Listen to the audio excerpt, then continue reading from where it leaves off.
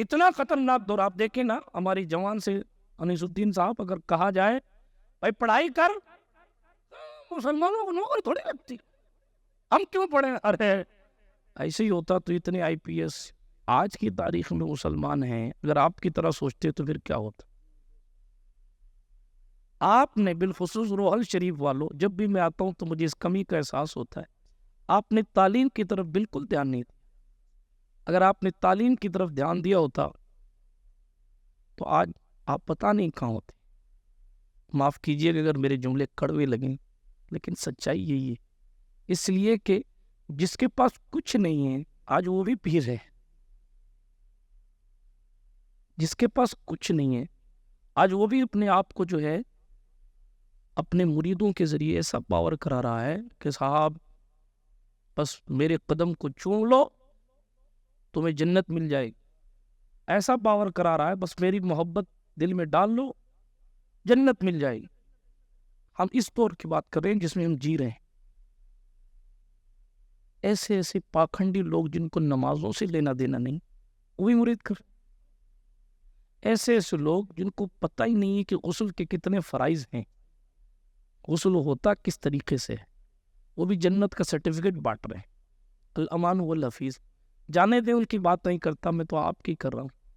جب ایسے آڑے ٹیڑے لوگ بھی پیچھے نہیں ہیں تو آپ کے پاس تو جبہ رسول ہے. میرے عشق کی بات اگر سنیں, انسان تو انسان, ملائے اعلیٰ کے فرشتے آپ کو سلامی دینے آتے, اس لیے کہ یہ مخدوم کائنات کا جبہ ہے.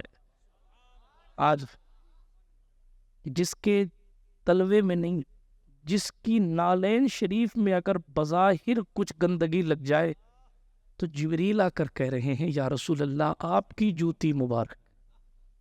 آپ مجھے بتائیں جس کی جوتی کی شان ہمارے عاشقوں نے یہ کہا جو سر پہ رکھنے کو مل جائے نالے پاک حضور تو کہیں گے کہ تاجدار ہم بھی ہیں. جوتیاں سر پہ رکھنے کو مل جائے تو تاجدار دینے کی فکر ہم اہل سنت نے دی کہ بندہ تاجدار ہو جائے. اگر حضور علیہ السلام کی جوتی جوتی مبارک سر پہ رکھنے کو مل جائے, اور یہ تو پھر شاعر کا یہ کہنا ہے کہ جو سر پہ رکھنے کو مل جائے نالے پاک حضور.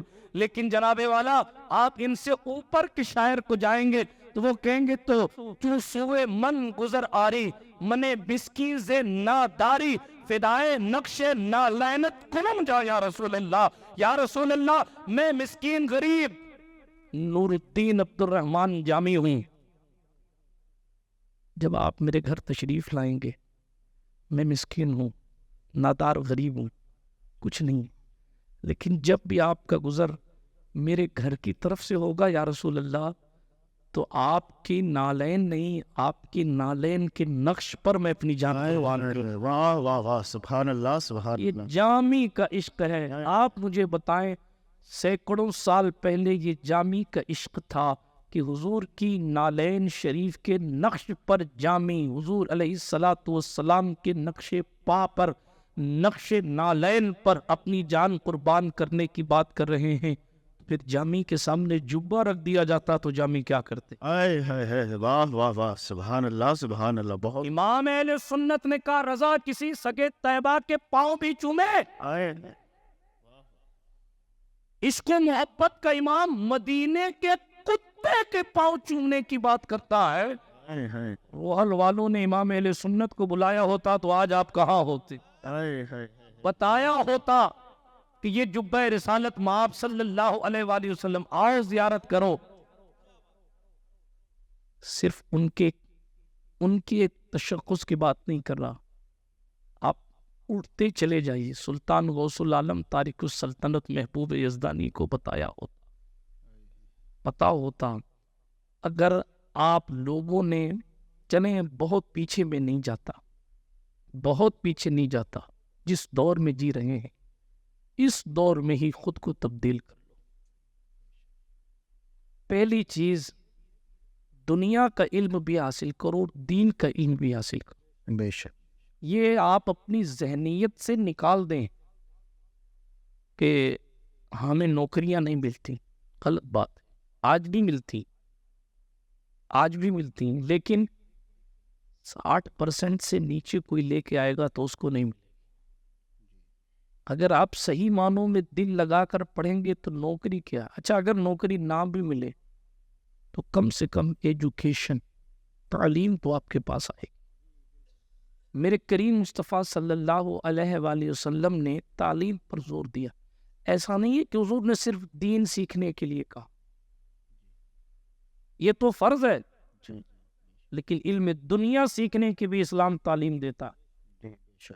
جب بدر میں، جانے دیجئے بات دوسری طرف چلی جائے گی، ابھی میں تیزی کے ساتھ آگے بڑھ رہا ہوں اپنے موضوع کی طرف، بات بیچ میں آگے تو میں نس کر دیا. چلتے چلتے ایجوکیشن پہ دھیان دیجیے. قاری رئیس صاحب بیچارے جودھ پور چھوڑ کے آپ کے لیے آ گئے، مدرسے کے لیے کوشاں ہیں، آپ ان کے دست و بازو بنیے تاکہ دین سیکھیں گے تو آپ کو اہمیت پتہ چلے گی دین کی. بے شک. دین کو جانیں گے تب آپ کو اہمیت پتہ چلے گی رسول اکرم صلی اللہ علیہ وآلہ وسلم کی جبے مبارک کی. دین سیکھیں گے تب آپ کو پتہ چلیں گے کہ صدیق اکبر، پتہ چلے گا کہ صدیق اکبر کا خون ہونا کتنے بڑے ناز کی بات ہے. ابھی آپ کو کچھ نہیں پتہ چلتا، ابھی آپ کو صرف یہ پتہ چلتا کام پہ جانا ہے، شام کو حاضری لینی ہے، گھر آ کر کھانا کھانا ہے، باہر جا کر 4 باتیں کر کے بیڑیاں پھونک کے گھر میں آ کے سو جانا ہے. ابھی آپ کو صرف یہی پتا ہے. یہ انسانوں کا طریقہ ہے، یہ تو بکریاں کرتی ہیں کہ ان کو چرانے والا چرانے کے لیے لے جاتا ہے جنگل میں، چھوڑ دیتا ہے، ان کا ٹائم پورا ہوتا ہے، بکریوں کو لا کر باندھ دیتا ہے. دن بھر جو بکریوں نے کمایا ہے اس کو بیٹھ کر چگالیاں کیا کرتی ہیں، اپنا منہ ہلایا کرتی، چگالیاں کرتی رہتی، منہ ہلاتی رہتی ہیں. جو دن بھر میں اسٹور کیا اس کو رات بھر کھاتے کھاتے سو جاتے. یہ تو جانوروں کا. انسانیت یہ ہے کہ ہم اپنی عقل کا استعمال کریں. ہم دیکھیں کہ ہمارے لیے کیا برا ہے، ترقی کس چیز کو کہتے ہیں. بغیر علم کے انسان ترقی یافتہ نہیں ہو سکتا. اس لیے دینی تعلیم بھی حاصل کریں اور دنیاوی تعلیم بھی حاصل کریں. دین اتنا سیکھنا کہ جتنا فرض ہے آپ پر، احکام جو فرض ہیں اس کی ادائیگی آسانی سے کر لیں، اتنا سیکھنا تو فرض ہے. بے شک. اگر آپ نے اتنا بھی نہیں سیکھا تو ظاہر بات ہے کہ آپ کو غسل نہیں آتا تو وضو کیسے آئے، اور آپ نے غسل کرنے کا طریقہ نہیں سیکھا تو آپ کی نماز نہیں ہوئی. آپ عید پڑھیں یا پورے رمضان پڑھیں یا جمعۃ الوداع پڑھیں یا نوافل پڑھیں، آپ کا تو وضو ہی نہیں ہو رہا ہے، غسل ہی نہیں ہو رہا ہے. نہیں ہوگی، بلکہ امام صاحب آگے اللہم اغفر لی حینا پڑھیں گے، آپ پیچھے اللہم اغفر لی حینا و میتنا پڑھیں گے. تب اللہ رب العزت کے فرشتے کہیں گے مالک یہاں تو امام بھی مغفرت مانگ رہا ہے، مقتدی بھی مغفرت مانگ رہا ہے، تیرے رحمت کے دربار میں کمی نہیں ہے، اتنے سارے مغفرت مانگ رہے ہیں، ان میں سے ایک کی سن لے اور جس کا جنازہ آگے رکھا ہے اس کو مغفرت کی سند عطا فرما. واہ واہ واہ، سبحان اللہ سبحان اللہ، واہ واہ، بہت عمدہ. لیکن جہاں کنڈیشن یہ ہو صرف امام صاحب کے اللہم اغفر لی حینا، پیچھے والے برابر نہیں، جوتا پہن کے کھڑا. کسی کا فون بج رہا ہوتا ہے وہ بار بار دبا رہا ہوتا ہے، کسی کے واٹس ایپ کے میسیجز آ رہے ہوتے ہیں وہ بار بار اس کو ٹھیک کر رہا ہوتا ہے.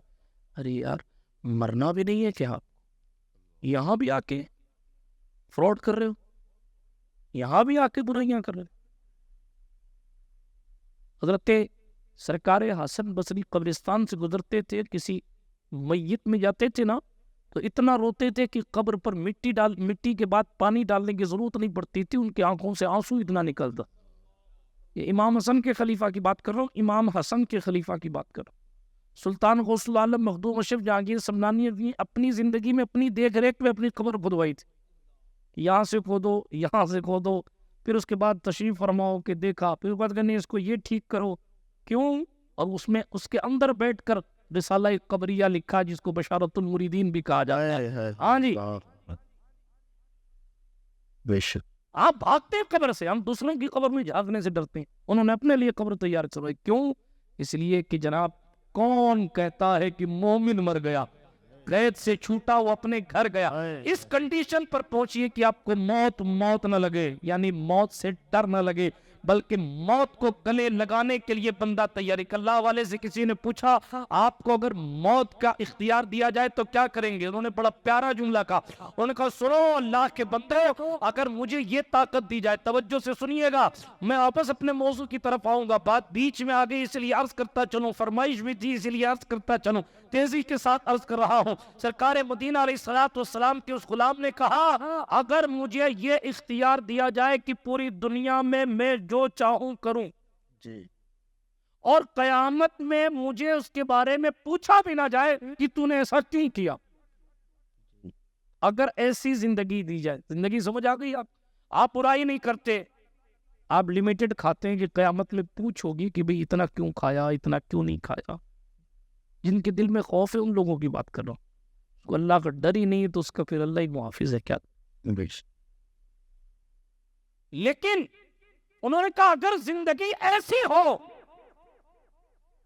کہ جو چاہے کروں، سب اختیار، سارا پاور مجھے ہے، جو چاہوں کروں، اور پلس یہ کہ مجھے قیامت میں پوچھا بھی نہ جائے کہ تو نے ایسا کیوں کیا، ایسی میری زندگی ہو، اور ایک طرف مجھے ایمان پر موت آ رہی ہے، اللہ والے کہتے ہیں ایسی زندگی کو لات ماروں گا، موت کو تجمیل کر لوں، کیوں کہ لوگوں کو پتہ ہی نہیں ہے کہ یار سے ملنے کی لذت کیسی ہوتی ہے۔ واہ واہ واہ